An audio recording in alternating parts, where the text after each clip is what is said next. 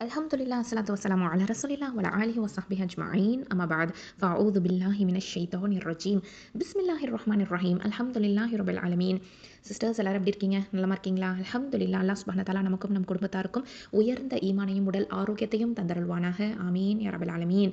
அல்ஹம்துலில்லாஹ் சிஸ்டர்ஸ், அல்லாஹ்வின் உதவியை கொண்டு நம்ம இன்னைக்கு 109வது சூராவான அல் காஃபிரூன் பார்க்க போறோம். இன்ஷா அல்லாஹ் தஆலா.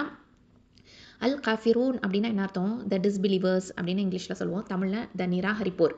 நிராகரிப்போர் அப்படின்னு சொல்கிறோம். இதில் வந்து 6 வசனங்கள் இருக்குது, 6 ஆயத்துக்கள் இருக்குது. இது மக்காவில் அருளப்பட்ட சூறா, அதனால் மக்கி சூறா அப்படின்னு சொல்கிறோம். இந்த சூறாக்கு ஏன் அல் காஃபிரூன் அப்படின்னு பேர் வந்துச்சு அப்படின்னு பார்த்தீங்கன்னா, முதல் வசனத்தில் அல்லாஹ் சுப்ஹானஹு வ தஆலா என்ன சொல்கிறான்? குல் யா அய்யுஹல் காஃபிரூன் அப்படின்னு சொல்கிறான். அப்போது யா அய்யுஹல் காஃபிரூன்னா காஃபிர்களை வந்து அழைச்சு சொல்லுங்க அப்படின்னு நபி ஸல்லல்லாஹு அலைஹி வஸல்லம் அவர்களுக்கு வந்து கட்டளையிட்டான். அப்போது இதில் முதல் வசனத்தில் அல் காஃபிரூன் அப்படிங்கிற அந்த வார்த்தை பயன்படுத்தப்பட்டிருக்கிறதுனால தான் இதுக்கு இந்த சூறாக்கு அல் காஃபிரூன் அப்படின்னு பெயர் சூட்டப்பட்டிருக்குது. இது இறக்கி வரப்பட்ட காலம் அப்படின்னு பார்த்தீங்கன்னா, மக்கா வாழ்க்கையினுடைய ஆரம்ப காலகட்டத்தில் தான் இந்த சூறா வந்து இறங்கியிருக்குது. இதனுடைய வரலாற்று பின்னணி என்ன?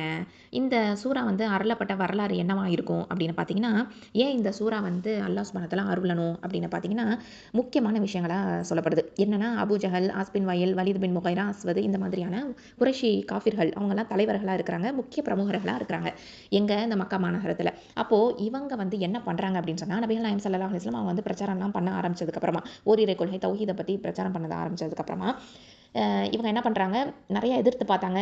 சரி, சமரசம் பண்ணலாமா இவரோட அப்படிங்கிறதுக்காக, சமரசத்துக்காக என்ன பண்ணுறாங்கன்னா, அதாவது சமாதானமாக போயிடுவோம், சண்டை சச்சரவு வேண்டாம், சமாதானமாக இவரோட போயிடுவோம்னு சொல்லிட்டு நபி பெருமானார் ஸல்லல்லாஹு அலைஹி வஸல்லம் அவங்ககிட்ட வந்து அவங்களுடைய சிறிய தந்தையான அப்பாஸ் ரலியல்லாஹு அன்ஹு அவங்ககிட்ட வந்து சொல்லி அனுப்புகிறாங்க. ஒரு விஷயத்த சொல்லி அனுப்புகிறாங்க. என்ன விஷயம் அப்படின்னு பார்த்தீங்கன்னா, என்ன சொல்கிறாங்க அப்படின்னு பார்த்தீங்கன்னா, நமது தெய்வங்களை பற்றி, அதை வந்து வணங்குறத பற்றி முகமது நபி ஸல்லல்லாஹு அலைஹி வஸல்லம் அவங்க வந்து பேரை மட்டும் தான் சொல்லுவாங்க, ஓகேவா? அவங்க வந்து கேவலமாக பேசக்கூடாது அப்படின்னு சொன்னாங்க. அது மட்டும் இல்லாமல் நம்மளோட கூட்டத்தாரில் தலைமை பதவி வகிக்கணும் அப்படின்னு அவர் விரும்பினார்னா அவரை வந்து தலைவராக்கிடுறோம் அப்படின்னு சொன்னாங்க. அது மட்டும் இல்லை, பொருளை கிடைக்க அவருக்கு வந்து நிறைய பொருள் வேணும், நிறைய செல்வம் வேணும் அப்படின்னு அவர் வந்து கேட்டுக்கிட்டாருன்னா, நாங்கள் எல்லாருமே அவருக்கு வந்து செல்வத்தை பெருக்கி அவருக்கு வந்து அதிகமான வந்து பொருளை சேகரித்து அவருக்கு கொடுக்குறோம் அப்படின்னு சொன்னாங்க. அது மட்டுமா சொன்னாங்க, இன்னொன்று சொன்னாங்க, அழகிய பெண் வேணுமா, ஓகேவா? அழகிய ஒரு பெண் வேணுமா, ஆசை இருக்குதா, நம்மளுடைய குலத்திலேயே அழகாலேயே சிறந்த பெண்ணை வந்து நாங்கள் கல்யாணம் பண்ணி கொடுக்குறோம் அப்படின்னு சொன்னாங்க. ஸோ இந்த மாதிரியான விஷயத்தை எல்லாத்தையும் வந்து அப்பாஸ் ரலியல்லாஹு அன்ஹு கிட்ட சொல்லி விட்டாங்க சமரசம் பேசுகிறதுக்காக. நபி பெருமானார் ஸல்லல்லாஹு அலைஹி வஸல்லம் இதெல்லாம் கேட்டாங்களா? கேட்டுட்டு என்ன பதில் சொன்னாங்க? இது ஒன்றுமே வேணாம், இது எதுவுமே எனக்கு தேவையில்லை அப்படின்னு சொன்னாங்க. சரியா? அது மட்டும் இல்லை, என்னோட சமூகத்தாராகிய நீங்கள் வந்து கேவலமான முறையில் நாசமடையாமல் நேர்மையான பாதையை கடைபிடிக்கணும் அப்படிங்கிறது தான் என்னோட விருப்பம் அப்படின்னும் பதில் சொல்லியிருக்கிறாங்க.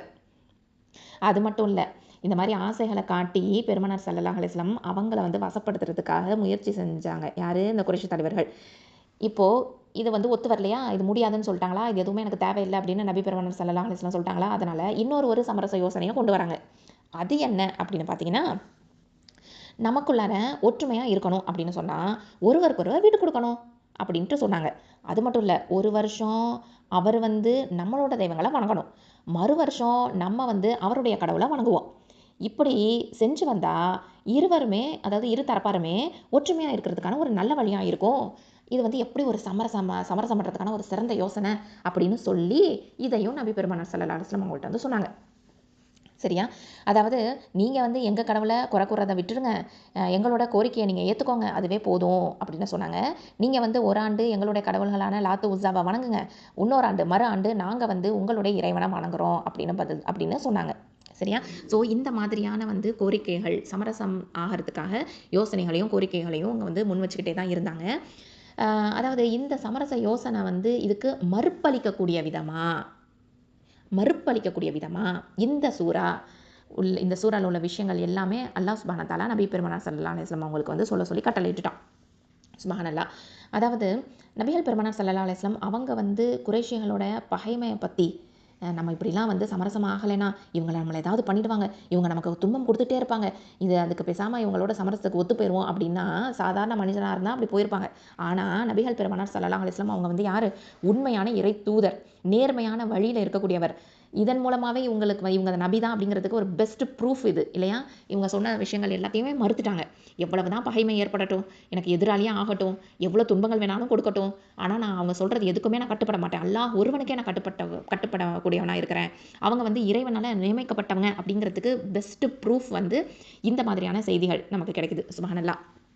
அதாவது இதில் பார்த்தீங்க அப்படின்னு சொன்னால் முக்கியமான மைய கருத்தாக இதில் வந்து இந்த சூறால என்ன இருக்குது அப்படின்னா, அதாவது பொதுவாகவே சொல்லுவாங்க லக்கும் தீனுக்கும் வலிய தீன் அப்படிங்கிற இந்த ஒரு வசனத்தை வச்சு எல்லா மக்களுமே என்ன நினச்சிட்டு இருக்காங்கன்னா, அதாவது உங்கள் வழிபாட்டுக்குரிய கூலி உங்களுக்கு கிடைக்கும், என் வழிபாட்டுக்குரிய கூலி எனக்கு கிடைக்கும். அதாவது உங்கள் மார்க்கம் உங்களுக்கு, என்னுடைய மார்க்கம் எனக்கு அப்படிங்கிற மாதிரியான ஒரு விஷயமா இதை வந்து நினச்சிக்கிறாங்க. அதாவது இது வந்து மத சகிப்புத்தன்மையை வந்து சொல்லக்கூடியதாக இருக்குது அப்படின்னு நினச்சிக்கிறாங்க. ஆனால் அப்படி கிடையாது. ஓகேவா? இது என்ன மைய கருத்துனா, இறை நிராகரிப்பாளர்கள் அவங்க வந்து அவங்க மார்க்கத்தை, அவங்களோட வணக்க வழிபாடுகளை, அவங்களோட கடவுள்களை அதை விட்டுட்டு முழுக்க முழுக்க முழுக்க முழுக்க விலகி வந்துடுறதும், அது மட்டும் இல்லாமல் அந்த அவங்களோட கொள்கையில் நம்ம தொடர்பை அறுத்து நம்ம வந்து என்ன பண்ணுறோம்னா, இஸ்லாம் அப்படிங்கிற இந்த மார்க்கம், அதாவது இதில் வந்து நம்ம உறுதியாக இருக்கிறோம். அதாவது இறை நிராகரிப்பு மார்க்கத்தை வந்து வேரோடு அறுத்துட்டு இறைவனுக்கு அடிப்பணியாக சொல்லக்கூடிய இஸ்லாம் மார்க்கத்தை நம்ம வந்து பற்றி பிடிச்சிக்கிறோம். ஏன்னா இந்த ரெண்டுமே வெவ்வேறு விஷயத்தை தான் சொல்லுது இல்லையா? ஸோ ஒன்று இணையணும் அப்படிங்கிற பேச்சுக்கே இங்கே இடமே கிடையாது இல்லையா? அதை வந்து உறுதியாக அறிவுறுத்தக்கூடிய சூறாவாக தான் அல் காஃபிரூன் அப்படிங்கிற அந்த சூறா வந்து இருக்குது. சுப்ஹானல்லாஹ்.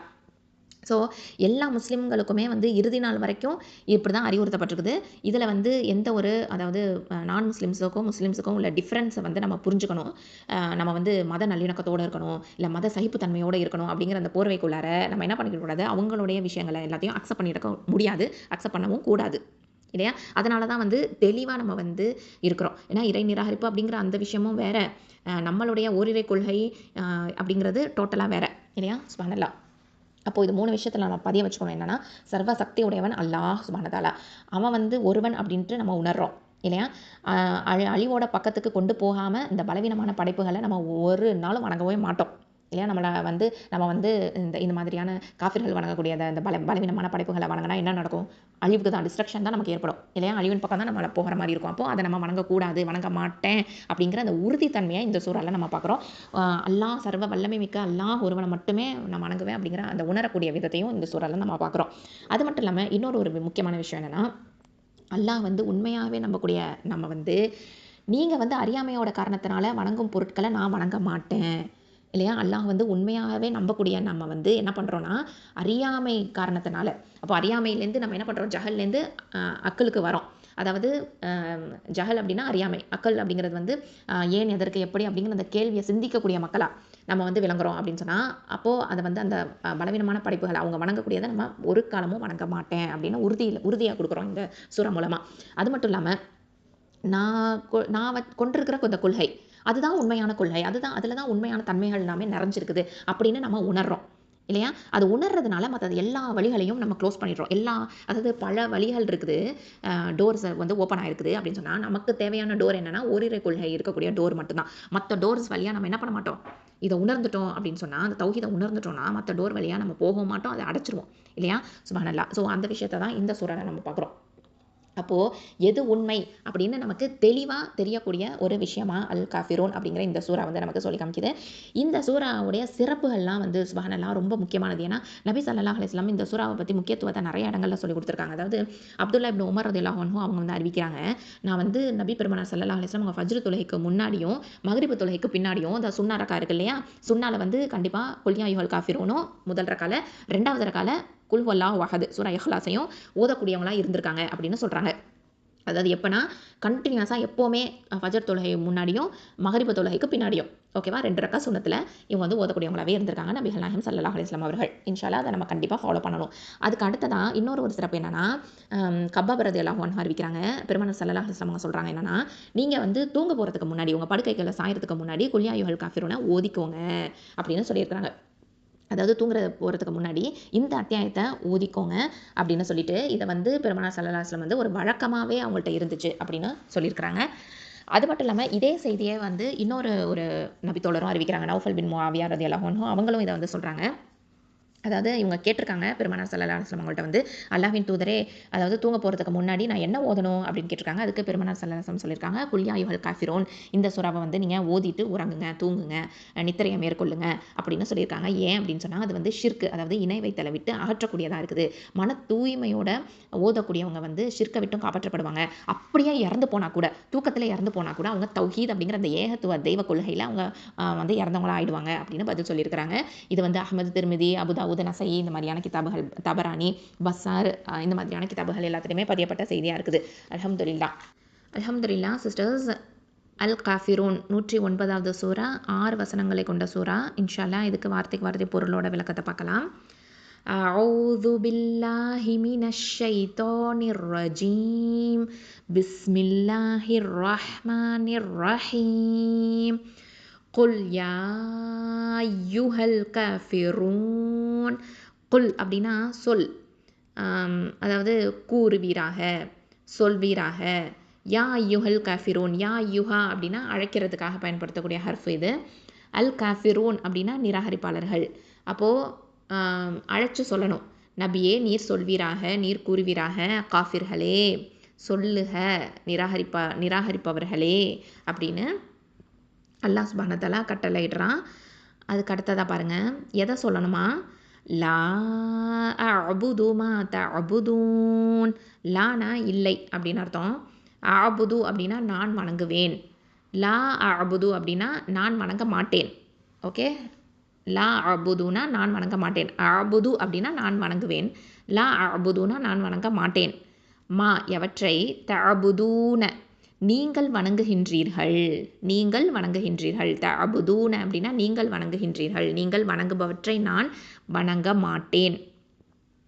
அப்போது நீங்கள் வணங்குபவற்றை நான் வணங்க மாட்டேன். அதாவது எதெல்லாம் அவங்க வணங்கினாங்க, லாத்து, உஸ்ஸா அப்படிங்கிற இந்த சிலைகளை எல்லாத்தையும் அவங்க வணங்கினாங்க, அதை நான் வணங்க மாட்டேன். அடுத்தது 3வது ஆயத்து. வலா அன்தும் ஆபிதூன மா அஅபுது. அப்போது வலா, வாங்கிறது மேலும், லானா இல்லை, அன்தும் நீங்கள். ஓகே, அப்போது நீங்கள், இன்னும் நீங்கள் இல்லை, ஆபிதூன வணங்குபவர்களாக, மா எவனை, ஆபுது நான் வணங்குகின்றேன். அப்போது இன்னும் நான் வணங்குகின்றவனை நீங்கள் வணங்குகிறவர்கள் அல்லர்.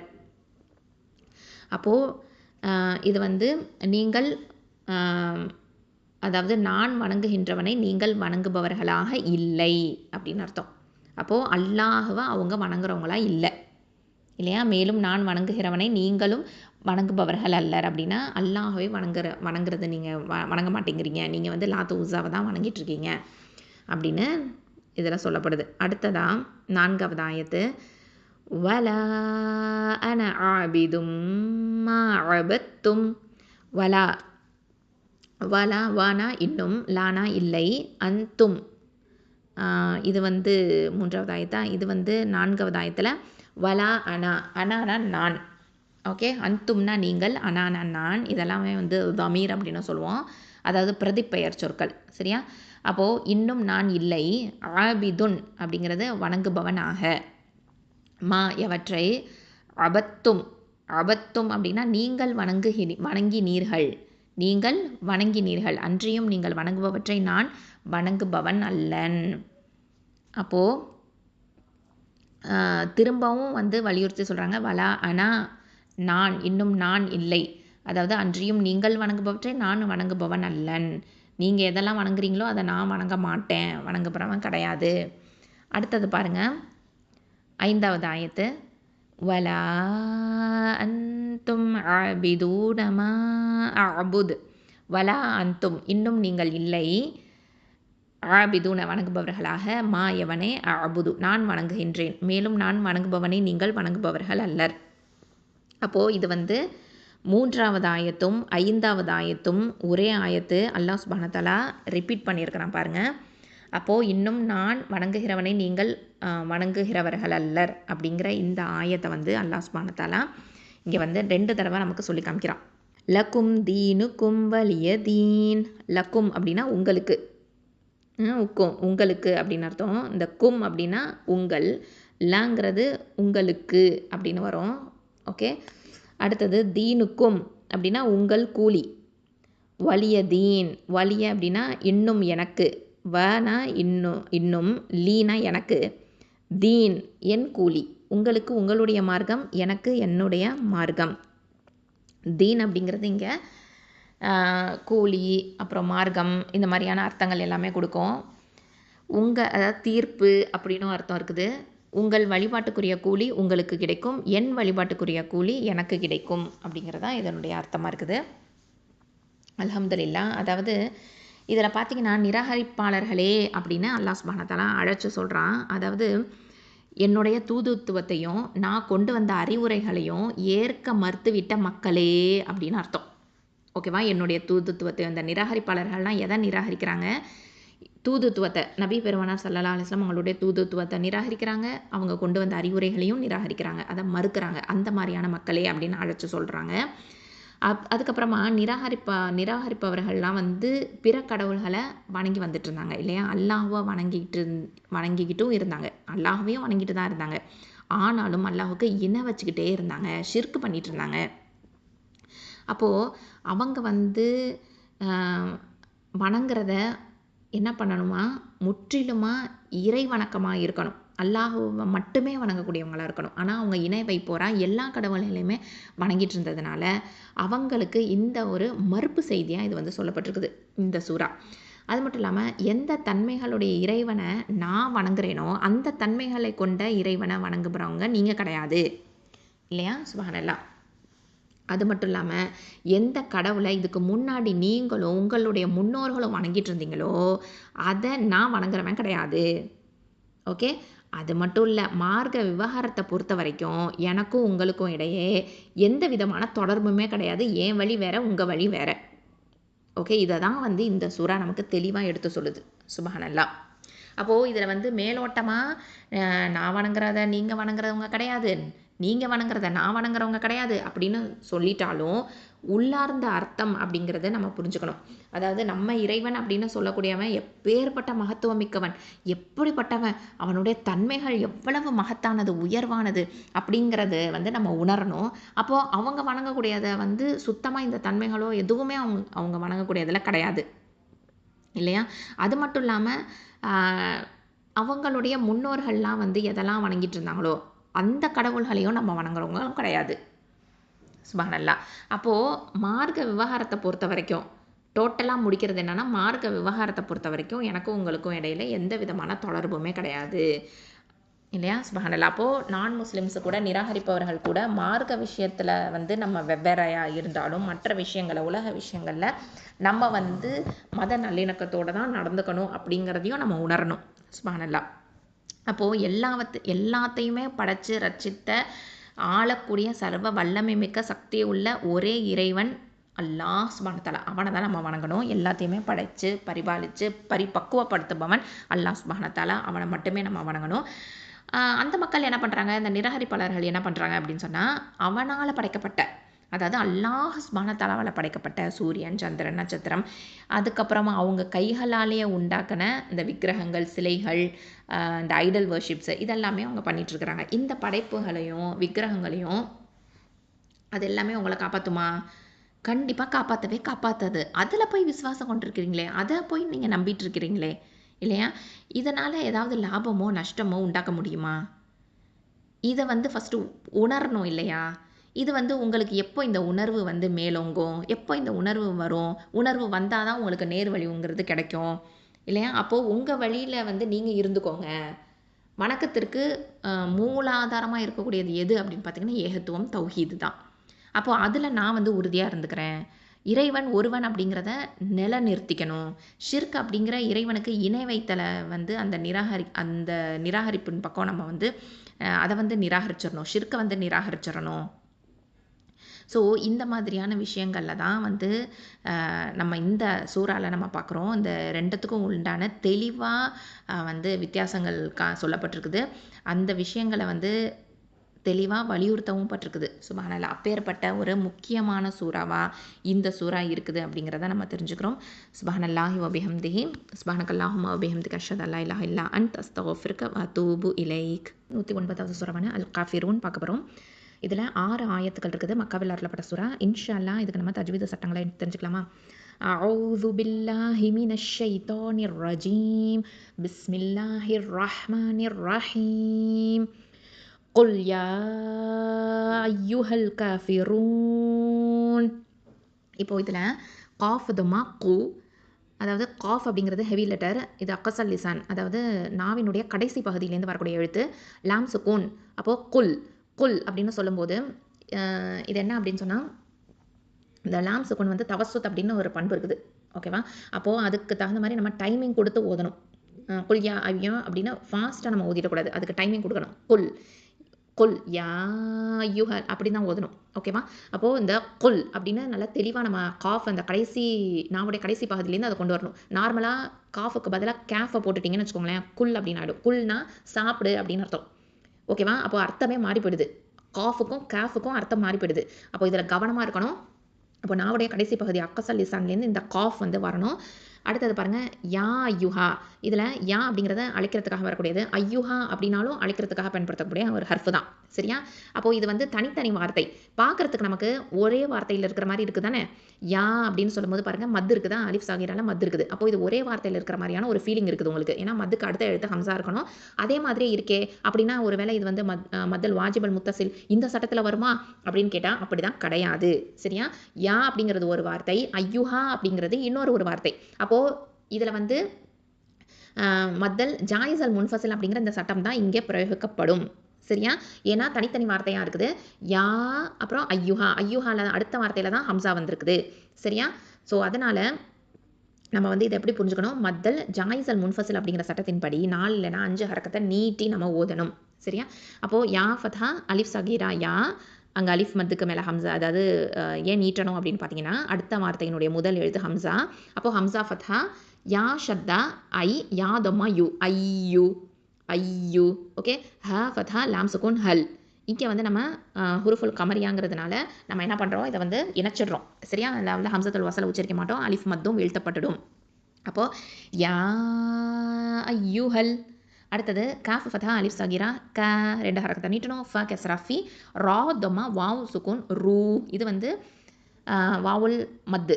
ஓகே? வாவுல் மத்து. அடுத்ததான் நூன் ஃபதா ந. இப்போ இதை வந்து வக்ஃபு பண்ணுறோம் அப்படின்னு சொன்னால், அதாவது இந்த இடத்துல நம்ம ஸ்டாப் பண்ண போகிறோம் அப்படின்னு சொன்னால் என்ன பண்ணணும், மத்தல் ஆரிதலில் சுக்கூன் சட்டப்படி 4 ஹரக்கத்தாவது நம்ம நீட்டி ஓதணும். சரியா? அப்போ எப்படி இதை ஓதணும், குல் யா அய்யுஹல் காஃபிரூன். இந்த ரூ அப்படின்னு சொல்லும்போது இதை ஹெவியாக உச்சரிக்கணும். சரியா? அடுத்ததான் 2வது ஆயத்தை பாருங்கள், லா அஅபுது மா தஅபுதூன். லா அப்படிங்கும் போது இந்த இடத்துல மத்தல் ஜாயிஸ் அல் முன்ஃபசில் சட்டம். லாம் ஃபத்தா அலிஃப் மத் இருக்குது, அதுக்கு அடுத்த வார்த்தையினுடைய முதல் எழுத்து ஹம்சா வந்திருக்கிறதுனால மத்தல் ஜாயிஸ் அல் முன்ஃபசில்ங்கிற சட்டம். அப்போ 4 இல்லைனா 5 ஹரக்கத்தை நீட்டி ஓதணும். ஹம்சா ஃபத்தா ஐன் சுக்கூன் அ. ஓகே? இந்த இடத்துல வந்து ஐன் வந்து எங்கேருந்து வருது, வசத்தல் ஹல்குலேருந்து வருது, நடுத்தொண்டை. அடுத்தது ப தொம்மா பு, தால் தொம்மா து, அபுது. அடுத்தது மீ ஃபதா அலிஃப் மது ம, 2 ஹரக்கத்தை நீட்டணும். அடுத்தது தா ஃபதா ஐன் சுக்கூன் தா தா. ஓகே? அடுத்தது ப தொம்மா பு, தால் தொம்மா வாவ் சுக்கூன் து, 2 ஹரக்கத்தை வாவுல் மது. அடுத்தது நூன் ஃபதா ந. இப்போ வக்ஃபு பண்ணுறதுனால நூன் சுக்கூனாக மாற்றிடுவோம். அப்போது என்ன ஆகும், மத்தல் ஆறுதல் சுக்கூன் சட்டம். அப்போது நீட்டி ஓதி நிப்பாட்டணும். இது எப்படி ஓதுறது, லா அஅபுது மா தஅபுதூன். 3வது ஆயத்தை பாருங்கள், வலா அன்தும் ஆபிதூன மா அஅபுது. இந்த இடத்துல வாவ் ஃபதா வா, இது ஷஃபத்தான் எழுத்து, அடுத்தது உதட எழுத்து, அடுத்தது லாம் ஃபதா அலிஃப் மத் இருக்குது. லா அடுத்த அலிஃப் மத்துக்கு அடுத்த வார்த்தையினுடைய முதல் எழுத்து ஹம்சா, அதனால் மத்தல் ஜாயிஸ் அல் முன்ஃபசில், அதனால் 4 இல்லைனா 5 ஹரக்கத்தை நீட்டி தான் ஓதணும். அடுத்தது ஹம்சா ஃபதா நூன் சுக்கூன் அன். இப்போ நூன் சாக்கினாக்கு அடுத்த எழுத்து என்னன்னு பார்த்தீங்கன்னா த இருக்குது. அப்போ இங்கே என்ன சட்டம், இஹ்ஃபா பண்ணணும். அப்போது மறைச்ச குன்னா செஞ்சு ஓதணும். அன் தும், த தொம்மா மீம் சுக்கூன் தும். அப்போது மீம் சுக்கூனுக்கு அடுத்ததான் என்ன இருக்குன்னு பார்த்தீங்கன்னா ஐன் இருக்குது. அப்போ இங்கே என்ன சட்டம், இதுஹார் ஷஃபவி.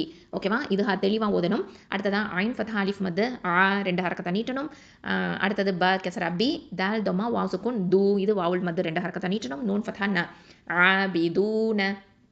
அடுத்தது மீம் ஃபதா அலிஃப் மது ம. இப்போது அடுத்த வார்த்தையினுடைய முதல் எழுத்து ஹம்சா இருக்கிறதுனால மத்தல் ஜாயிஸ் அல் முன்ஃபசிலுங்கிற சட்டம். அப்போ 4 இல்லைனா 5 ஹரக்கத்தை நீட்டி ஓதணும். மா அஅபுது. ஓகே? ஹம்சா ஃபதா ஐன் சுக்கூன் ஆ. அடுத்தது ப தொம்மா பு தால் தொம்மா து. இப்போ இதை வக்ஃபு பண்ணோன்னா தால் தொம்மா என்னவா மாறும், தால் சுக்குன மாறும். தால் சுக்குன மாறுச்சுன்னா அது என்ன சட்டம், இறுதியாக வேறு இருக்குது, இந்த ஆயத்தோட இறுதியில் இருக்குது. அப்போனா வக்ஃபு பண்ணுறதுனால இது வந்து கல்கலத்தல் குப்ரா. ஓகேவா? அப்போ நல்லா அசைச்சு ஓதணும். அபுது. ஓகே, அபுது. இப்போ இதை எப்படி சொல்கிறது, வலா அன்தும் ஆபிதூன மா அபுது. அடுத்தது 4வது ஆயத்தை பாருங்கள். வலா அன ஆபிதும் மா அபத்தும். இந்த இடத்துல வா ஃபதாவா லாம் ஃபதா அலிஃப் மத்து லா 2 ஹரக்கத்தை நீட்டுறோம். அதுக்கு அடுத்த வார்த்தையினுடைய முதல் எழுத்து பார்த்தீங்கன்னா ஹம்சா. அதனால் இங்கே என்ன சட்டம் வருது, இப்போது மத்தல் ஜாயிசல் முன்ஃபசிலுங்கிற சட்டம் வருது. அதனால் 4 இல்லைனா 5 ஹரக்கத்தை நீட்டணும். அப்போது வலா அப்படின்னு நீட்டணும். அடுத்தது ஹம்சா ஃபதா அ, நூன் ஃபதா ந. ஆனால் இந்த இடத்துல இந்த அலிஃபுக்கு மேலே ஒரு 0 மாதிரி ஒன்று போட்டிருக்கா. அது என்ன அப்படின்னு பார்த்தீங்கன்னா, அதுக்கு பேர் வந்து சிஃப்ரு முஸ்தீல். ஓகே, சிஃப்ரு முஸ்தீல் காயிம் அப்படின்னு சொல்லுவோம். அதாவது நீள்வட்ட பூஜ்ஜியம் அப்படின்னு தமிழ் அர்த்தம் சொல்லுவோம். சிஃப்ரு முஸ்தீல் காயிம். ஓகே, சரி. ஏன் இது வந்து இருக்குது அப்படின்னு பார்த்தீங்கன்னா, இந்த அடையாளம் வந்து வார்த்தையினோட இறுதியில் வரும். ஓகேவா? அலிஃபுக்கு மேலே தான் இது வரும். ஓகே, இது வந்து ஒரு நீளமான வட்டம் மாதிரி இருக்குது பார்த்தீங்களா, எலாங்கேட்டட் 0 மாதிரி இருக்கும். அது நிறைய பேர் சுக்குன்னு நினச்சிக்குவாங்க, அப்படி நினச்சிக்கக்கூடாது. ஓகே, இது வந்து தொடர்ச்சியாக ஓதும்போது அலிஃபை உச்சரிக்கக்கூடாது. அதனால தான் நான் எப்படி ஓதுனேன், அன அப்படின்னு ஓதுனேன். ஓகே, இங்கே வக்ஃபு பண்ணோன்னா அனா அப்படின்னு சொல்லி வக்ஃபு பண்ணிடுவோம். புரியுதாமா உங்களுக்கு? ஹைர் அல்ஹம்துலில்லா. ஸோ இந்த மாதிரி இது வந்து எப்பொழுதுமே அலிஃபுக்கு மேலே தான் வரும். ஓகே, அலிஃபுக்கு மேலே தான் வரும். இதுக்கு பேர் சிஃப்ரு முஸ்தீல் காயிம். ஓகே, நீள்வட்ட பூஜ்ஜியம் அப்படின்னு அர்த்தம். இன்னும் சில இடங்களில் வெறும் சிஃப்ரு முஸ்தீர் அப்படின்னு சொல்லி இன்னொரு பூஜ்ஜியமும் வரும். அதை பற்றி இன்ஷால்லா அது வரும்போது நான் உங்களுக்கு தெளிவுபடுத்துகிறேன். ஓகேவா? இந்த இதை மட்டும் நீங்கள் இப்போதைக்கு தெரிஞ்சுக்கோங்க. சரியா? இது வந்து வலா அன அப்படின்னு வர இடத்துல இந்த 0வை பற்றி இப்போ உங்களுக்கு சொல்லிட்டேன். அடுத்ததாக பாருங்கள். ஐன் ஃபதா அலிஃப் மத்து 2 ஹரக்கத்தை நீட்டணும். பா கெஸ்ரா பி தால் தம்மத்தைன் இருக்குது. தன்மீனுக்கு அடுத்த எழுத்து மீம் இருக்குது. அப்போ என்ன சட்டம், நம்ம இதுகாம் பண்ணணும். ஓகேவா? இணைச்சு குன்னா செஞ்சு ஓதணும். இதுகாம் பி குன்னா. அப்போது ஆபிதும் மா.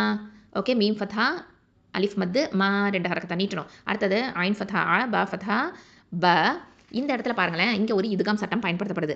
தால் இருக்குதா, தாலுக்கு மேலே எந்த ஒரு ஹரக்கத்தும் இருக்காது. அதுக்கு அடுத்ததாக பார்த்தீங்கன்னா த இருக்கும். தக்கு வந்து ஷத்தா போட்டிருக்கோம். ஓகேவா? இது வந்து ஒரு இதுகாம். ஓகே, இந்த இதுகாமுக்கு பேர் என்ன அப்படின்னு பார்த்தீங்கன்னா முத்தஜானிசானி சகீர் அப்படின்னு சொல்லுவோம். முத்தஜானிசானி சகீர், முத்தஜானிசான் அல் முத்தஜானிசான் அப்படின்னு இந்த இதுகாமுக்கு பேர் இருக்குது. இதை எப்படி ஓதுறது, அபத்தும் அப்படின்னு தான் ஓதணும். இந்த தால் சவுண்டு வரக்கூடாது. சரியா? தால் சவுண்டு என்ன பண்ணக்கூடாது, வரக்கூடாது. ஓகே, இது வந்து தாலுக்கு அடுத்ததான் த வந்திருக்கும். இந்த தாலுக்கு அடுத்த குரானில் இப்படி நீங்கள் பார்க்கலாம். சரியா? தாலுக்கு அடுத்ததான் த வந்திருக்கும். இந்த தேல வந்து ஷத்தா பயன்படுத்தப்பட்டிருக்கும். சரியா? தால் டு த தான், நல்ல ஞாபகத்தில் வச்சுக்கோங்க.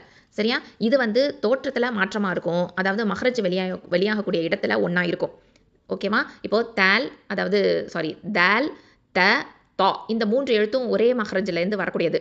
ஓகே, அப்போது இது வந்து தரஃபுல் லிசான் அப்படிங்கிற இந்த மஹ்ரஜ்லேருந்து வரக்கூடியது. அப்போது இந்த தால் த இந்த ரெண்டுமே வந்து என்ன சொல்லுவோம்னா முத்தஜானிசான் சகீர் அப்படின்னு சொல்லுவோம். ஓகேவா?